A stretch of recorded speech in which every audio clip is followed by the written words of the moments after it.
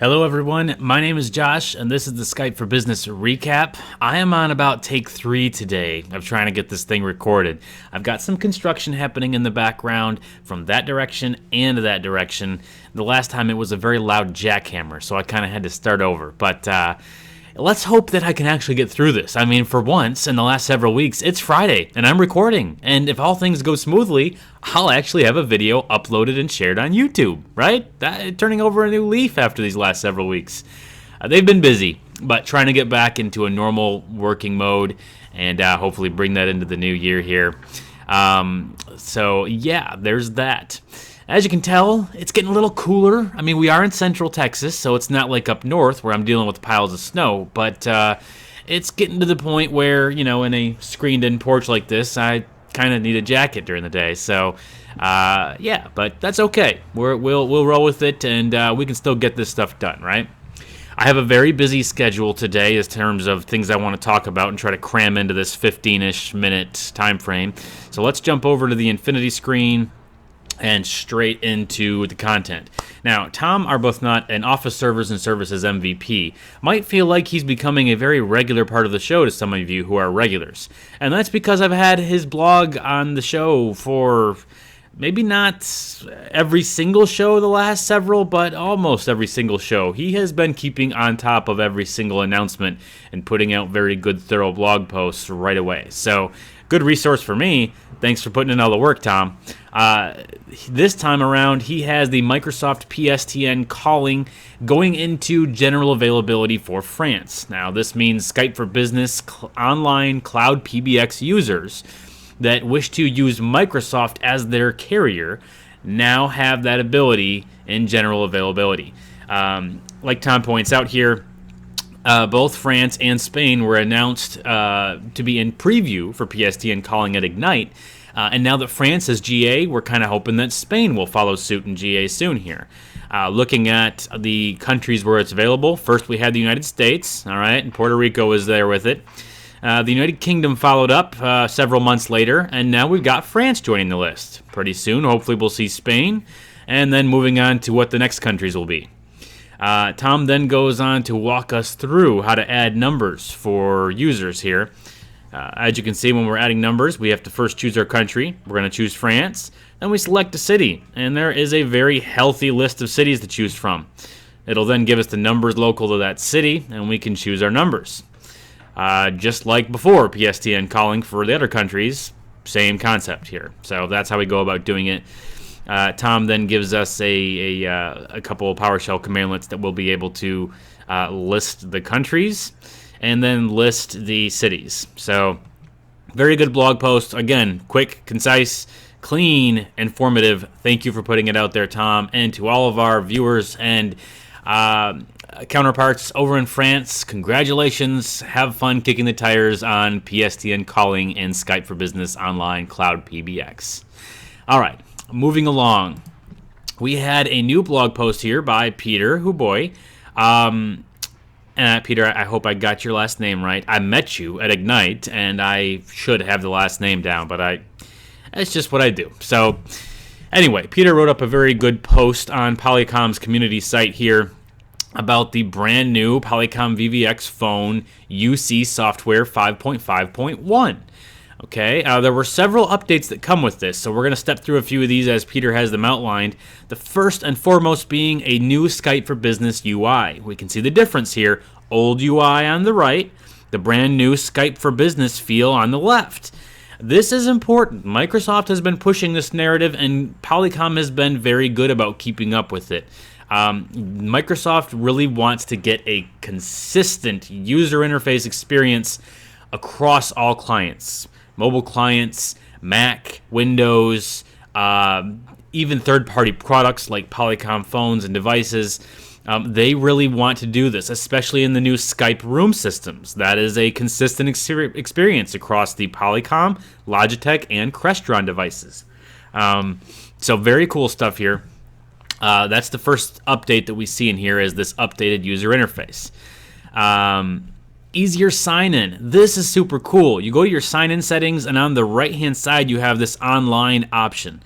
Now, what this does, you click on it, and you're giving a pairing code with a URL. You browse to that URL in your browser, put in the pairing code on the page when prompted, and your phone then gets signed in. How cool! Way easier than trying to navigate the little touchscreen or flipping back and forth between the different characters and keys and trying to log into Skype for Business that way. What a pain. This really simplifies the online login process. So I love that. Kudos, Polycom. That was a great addition. BTOE enhancements. There is enhancements there, so make sure you get an update on that. Phone lock with emergency calls allowed. All of the VVX phones now support the ability to unlock or lock the phone in a Skype for Business environment. Super cool. Much the same way we want to protect our credentials and applications that are logged in using our credentials on the desktop. We also want to protect it on the phone. We don't need people walking up to our desk when we're gone, making calls on our phone with our credentials or making any changes there. We need to protect that. Much the same way we lock a desktop, our phone is logged in with our credentials. We don't want to leave that unlocked. And Polycom has now introduced that capability with this update. We can lock all those VVX devices, but still place emergency calls from the device even if it's locked. Super important, very good stuff. Thanks for delivering that, guys. Next up, QoE monitoring, another enhancement in this update there. Finding team members from your phone, the ability to search by group and expand groups for membership. Very, very cool. We've got this distribution list, as you can see here, under the groups, and you can actually expand that out. Very nice. User guide improvements. Last thing I want to touch on from Peter's post here, Microsoft qualification testing. He says, UCS 5.5.1 is a major release delivering new Skype for Business features from Polycom, and we have submitted this software release for qualification testing.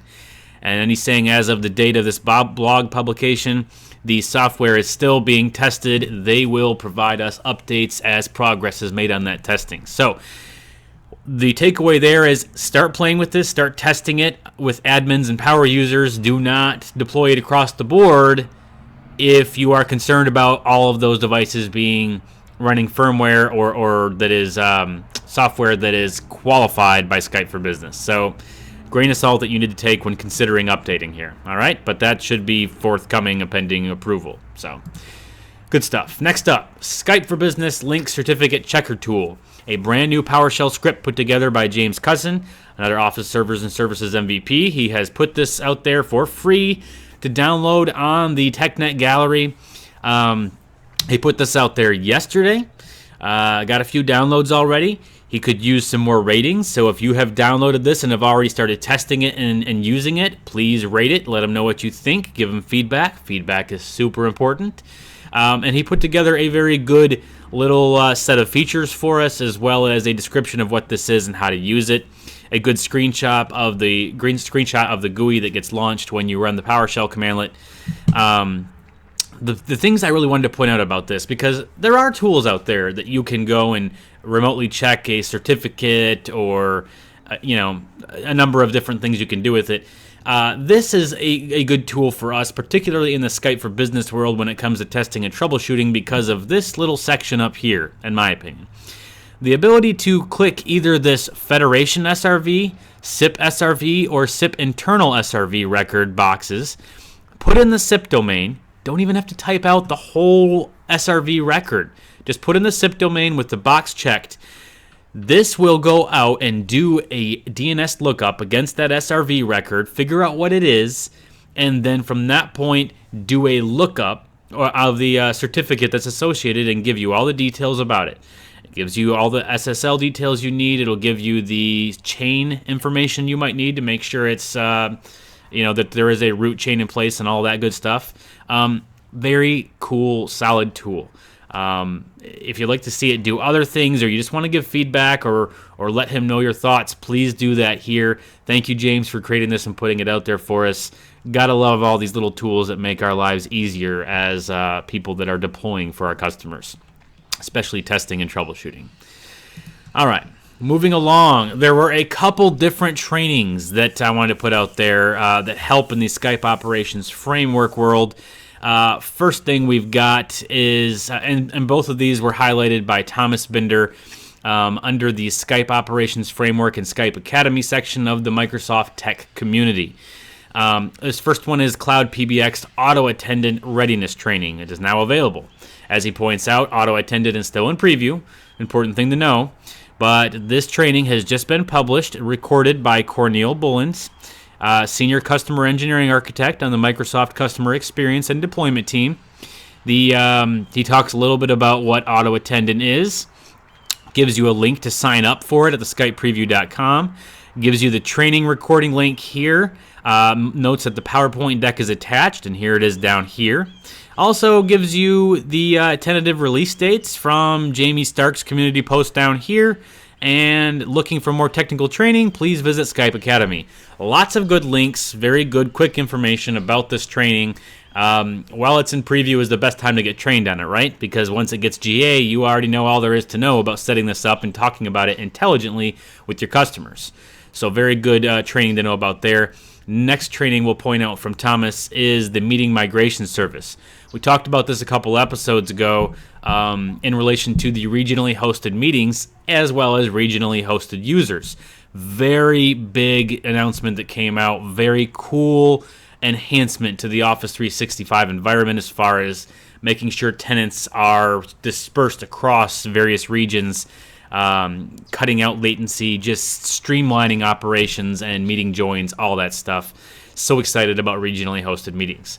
However, this service is something we talked about with that. The meeting migration service is, as he puts out there, automatically sends meeting updates to all meeting invitees when an admin moves the user who is hosting the meeting from an on-premise to online, or when those users are enabled for cloud PSTN conferencing, or when those users are now being moved to a different geography. Meeting migration service is key. This training will walk you through using that and what that's like. As he points out, Nick Smith, Principal Program Manager on the Microsoft Customer and Deployment team, is the one that did the training. Again, we've got our recording link. We've got the PowerPoint deck down here attached. We've got support information out here about meeting migration service. We've got listening to Dan Straters and Jamie Stark talking about the meeting migration service on a couple Skype for Business video broadcasts ago, episode 30. And then, of course, the general link to Skype Academy. So very good links and very good information about various trainings available toward the Skype operations framework path. So get in there, learn all there is to know about these services and tools before they are streamlined GA and your customers want to know more about them. Next up, last thing I have here is a very cool new tool launched just today by another Office and Servers and Services MVP, Tom Morgan. He is a developer extraordinaire, works for Modality Systems, as does Tom Arbuthnot. And he's been working on this for quite some time, getting feedback from a few other MVPs and users out there. A tool called, and I'm not sure if I'm pronouncing it correctly, but Skyue. I think that's how it is, Skyue. A free Skype for Business integration with Philips Hue. He gives us some good detail on kind of where he's been, what he's been working on, how this tool came to be, gives us a screenshot of what it looks like here. But essentially, Skyue is a Windows taskbar application which monitors your Skype for Business presence, all right, and lights one or more of your Philips Hue color lamps with the appropriate color. Okay, here he's diving into the wonderful world of home automation.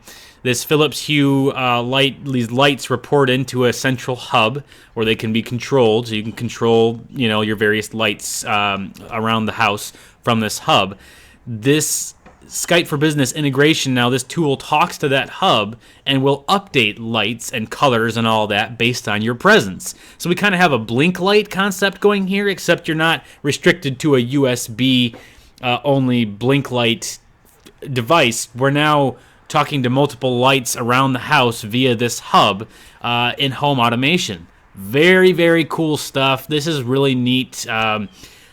Super geeky in the coolest way. I love this. And so he's put this out there, free download on TechNet, gave us the link to it, and then points us over to Skyue.io.